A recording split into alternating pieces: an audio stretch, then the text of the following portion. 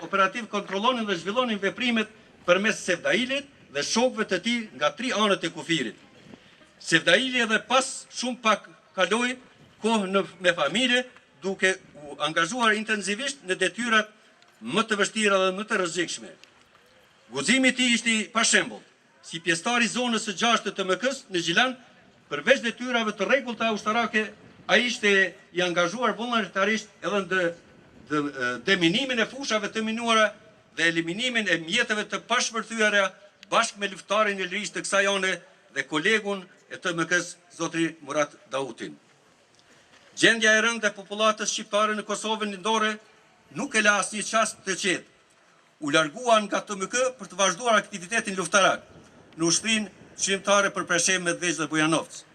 Strehimi, përgatitja e armatimit, e municionit, përgatitja e ushtarëve të rinj dhe transportimi i armëve për njësitë e UQBM-s e posaçërisht të brigadës 113 Ibrahim Feyzullahi ishin aktivitetet të pandërprera të Sevdailit.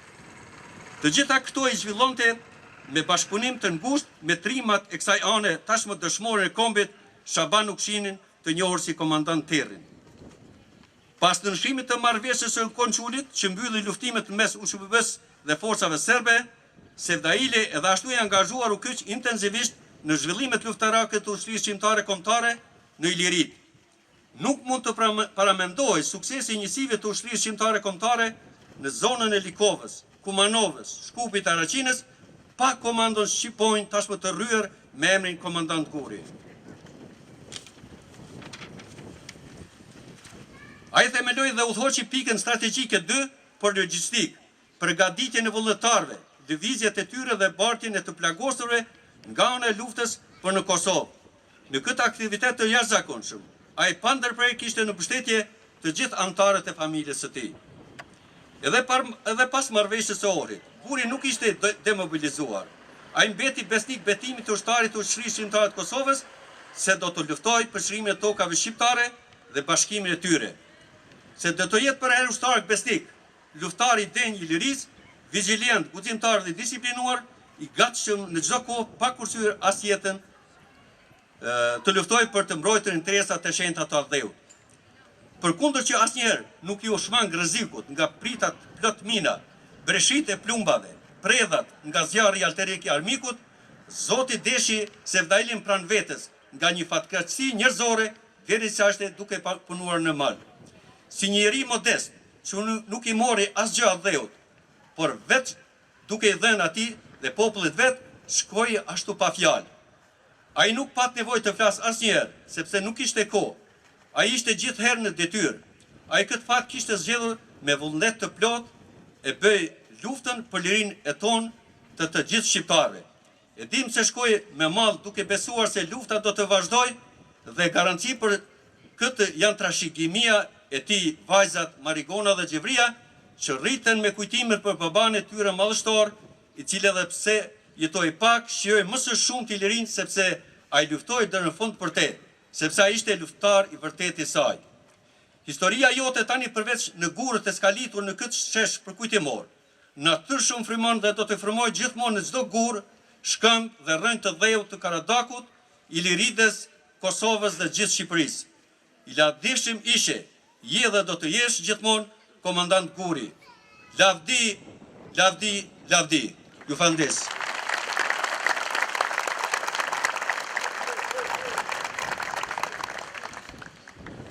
Faleminderit, zotri Renzi Idrizi. Hierarkia e 3 ushtrive çlirimtare me seriozitetin dhe disiplinën organizative në të gjitha njësitë ushtarake ishte shembull jo vetëm për ne, por edhe për faktorin ndërkombëtar, tek të cilët gjetëm përkrahjen e parezervë. Pjesë e kësaj hierarkie ishte edhe komandanti i zonës operative të Karadakut, zoti Ahmet Isufi, të cilin lusim të evokoj kujtime për Sevdail Idrizin.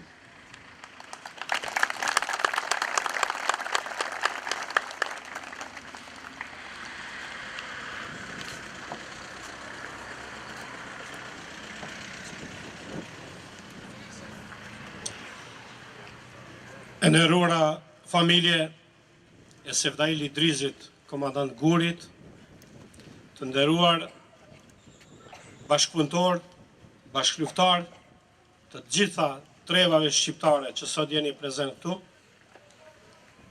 të cilët keni ardhur për të nderuar një figurë emblematike të ushtrisë lirimtare të Kosovës, të ushtrisë për Bujanoc, Preshev, Medvegjë, të ushtrisë lirimtare kombëtare.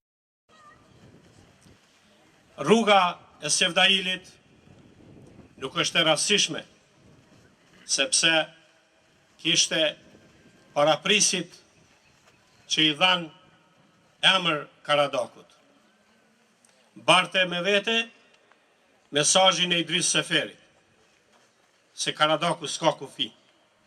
Karadaku është i pakufishëm, edhe në kuptimin e lirisë, por edhe në kuptimin e kufive administrativ që dhunshëm ju vendosën shqiptarëve.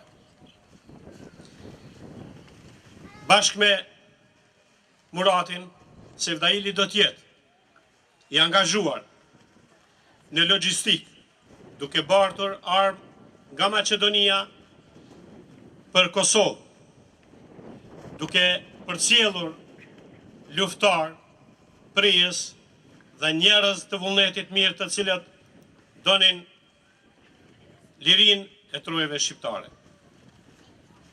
Këtu prezent shoh shumë figura edhe më vjen keq që mos i përmend me emër se mund ta harrojnë ndonjë hynhak, po të gjithë jeni të përshëndetur sepse ju nderoni figurën e Sevdailit dhe të gjithë luftarëve që kanë rënë këtu treva.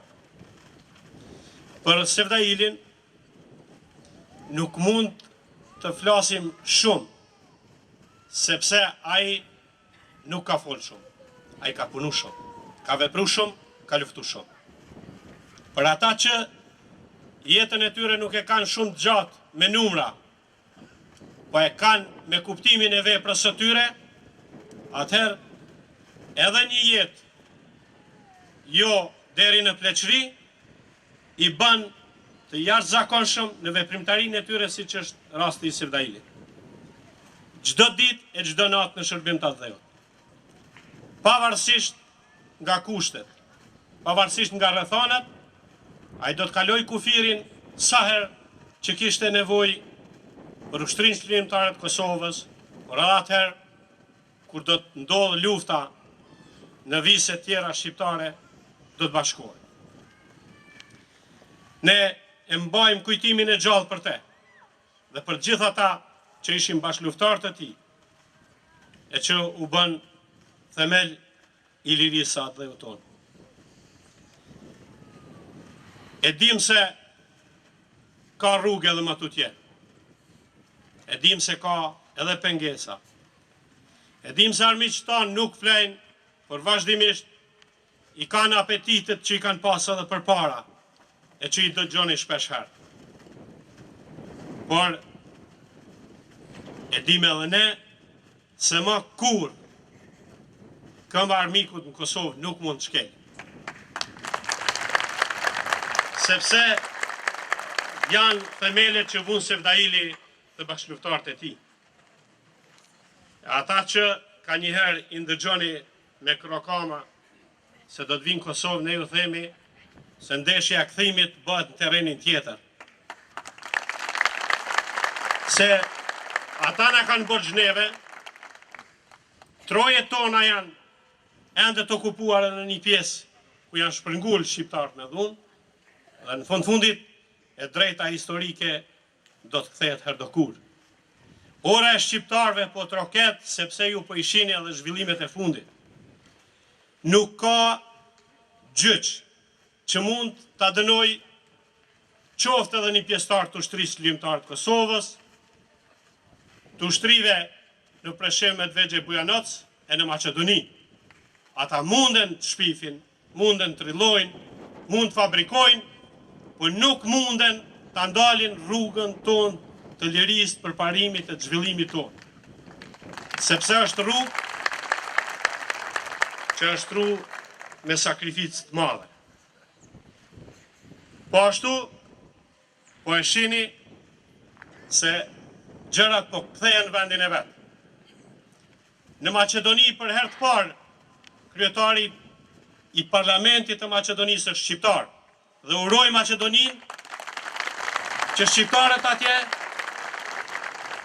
të avancohen dhe të ndjejnë vendin e tyre, shtetin e tyre si tyre dhe jo të atyre që nuk kanë identitet, as nuk e din çka janë.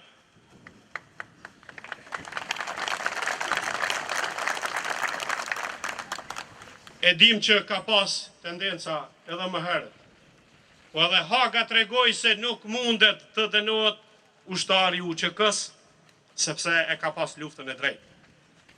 Ka edhe ndalime siç ishte rasti i fundit me zotin Haradinaj, po nuk ka kush e ndalon lirinë tonë dhe të ardhmen tonë, sepse jemi në drejtën tonë dhe askujt nuk i lejojmë që në përkëmb, njollos ose të pengoj rrugën tonë.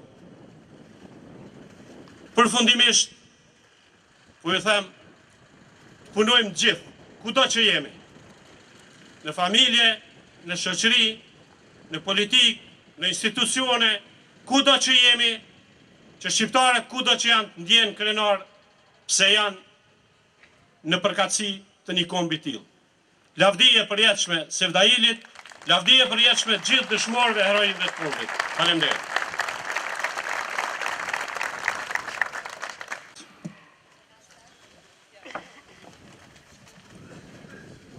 Mësuesi flet për nxënësin, profesori për studentin, ndërsa ushtaraku për komandantin dhe ushtarin e vetë. Në mesin tonë kemi edhe zëvendës komandantin e shtabit të përgjithshëm, njëherit edhe komandanti i zonës operative të Preshevës së ushtrisë shlirimtare për Preshev, Medvesh dhe Bujanoc, komandant Mustaf Shaqirin, të cilin lus të evokoj kujtimet e veprës së Sevdail Idrizit. Nderi është i ini, ju lutem.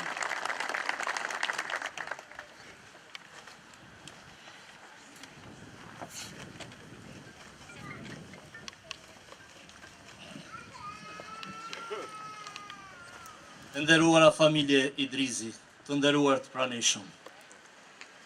Sot është ditëlindja e 44 e Sevdail Idrizit, komandant Gurit, të cilën po e kujtojmë në nderim të veprës së tij të madhe, që na e la si bashkëluftëtar në rrugtim të 3 luftrave çlirimtare.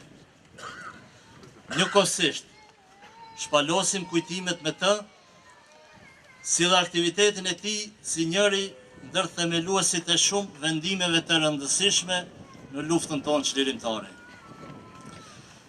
Me të pata fat të njihem para 20 viteve.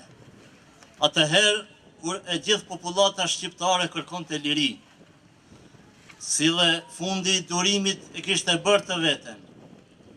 Lëvizjet e tona bënin përpjekje që të imobilizonin sa më shumë njerëz rreth ushtrisë shlirimtare të Kosovës. Si dhe ishte vendim që jo të gjithë guxonin ta përkrahnin. Prandaj, ky vendim me përgjegjësi kushtonte jo vetëm me jetën e personit, por edhe të familjes. Neve si një organizim mirë, si njësi e organizuar mirë, na duhej ta kishim pikërisht këtu në këtë vend një përkrahës, për shkaqe strategjike lidhte brezin kufitar, si trekëndësh me vendbanimet e Preshevës, Kumanovës e Gjilanit, me një person që do të bashkëpunonim me detyrat që na ishin besuar për ta furnizuar me armë ushtrinë çlirimtare të Kosovës, e që ishte njëri ndër kanalet që kalonte nga Maja Zez e vazhdonte deri në zonat e luftimeve në Llap e Karadak. Me përfundimin e luftës së Kosovës, me Sevdailin tani më ishte ndryshe. Nga plani i hartuar si më parë, ndryshonte strategjia e veprimit. Por e kishim pak më lehtë, sepse e njehnim shumë mirë njëri tjetrin. E kishim krijuar një afërsi nga suksesi që kishim kalu ditët më të vështira të luftës dhe ideali për çka ishim betu në luftë. Për ta vazhduar atë që kërkohej edhe në vise tjera të paqliruara. Atëherë ishte vendim që të hartohej edhe një plan, se si duhej të vazhdohej më tutje.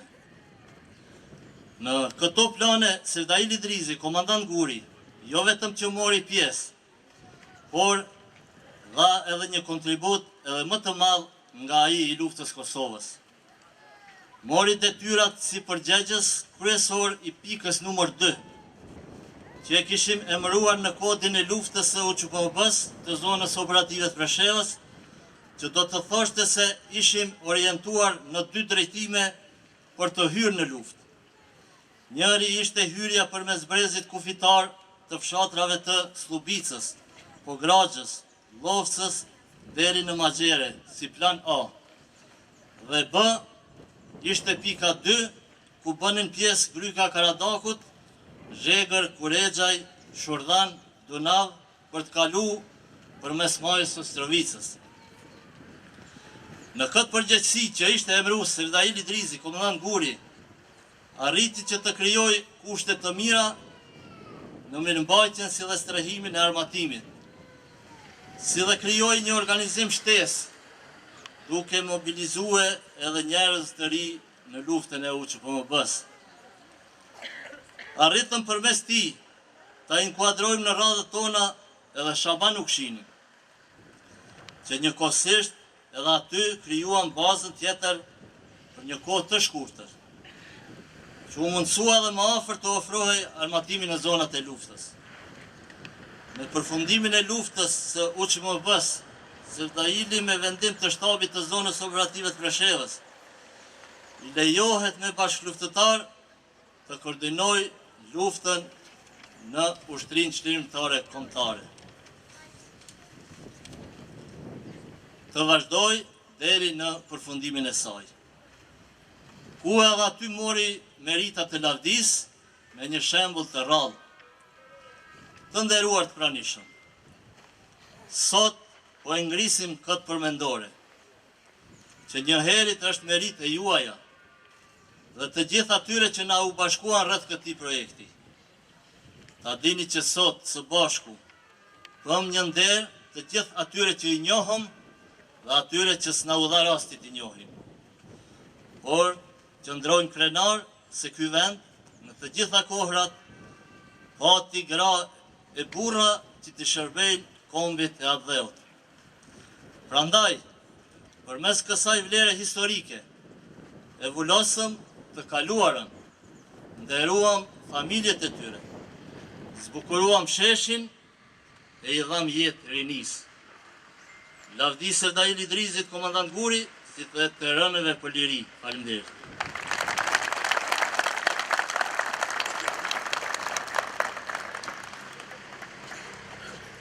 Faleminderit, komandant Republik, Rofta dhe Mdemaçi i lirit të burgosurve politike tjerë. Ndërsa si student u bë bombahedhës në zonën operative numër 2, me çka u dënua me 14 vite burg, të cilin do ta vuante në burgun famkeq të Idrizovës. Pushkën amanet e lexoi nga Hidayet Hiseni, ndërsa e mësoi dhe mbushi me barot nga babai i vet, dëshmori i Adheut Beqir Limani, të cilin e kishte edhe shok ideali. Kastrioti ishte roja e delegateve të mbledhjes konsultative të Kollarës, e cila solli rezolutën e marrjes përsipër të gjitha aksioneve të armatosura dhe të mbledhjen e 4 të përgjithshme, lindën 3 shkronjat e arta të ushtrisë çlirimtare kombëtare UÇK-s, të cilët Kastrioti dhe mbar familja e tij i falën edhe gjakun. Kastrioti i atëhershëm, Fatmir Limani i sotëm, i cili është në çdo vend prehje dëshmori për të ruajtur dhe realizuar amanetin e tij. Ftojmë atë që të marrë fjalën në këtë ngjarje të lavdishme për këtë anë dhe mbar popullin shqiptar. I nderuarin.